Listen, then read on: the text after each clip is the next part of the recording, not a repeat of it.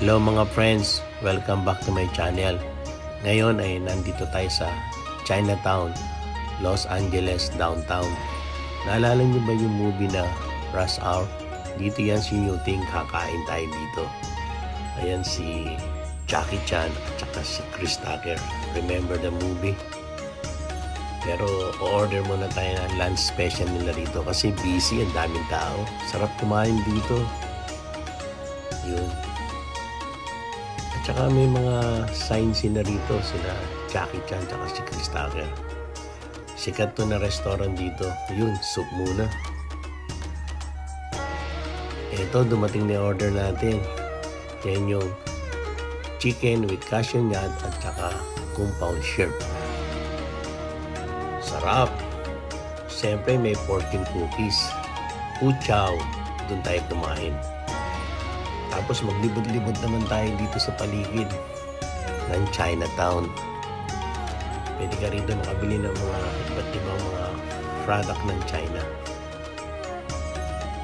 Tsaka meron tayong pupuntahan dito. Sikat to, si Idol. Kilala nyo to. May mga bakery din dito. Ito na siya. The one and only, the legendary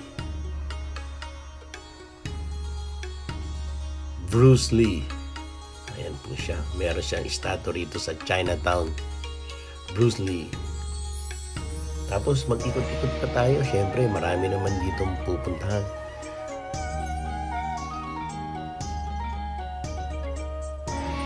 Dito, makikita natin yung mga tinda pa nilang iba.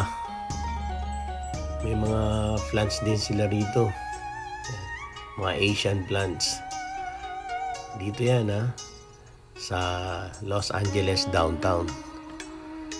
Chinatown nila. Ayan ang shopping center nila. Fruits. Ayan. Dami. At syempre hindi mawawala ang jewelry. Ito yung suki natin.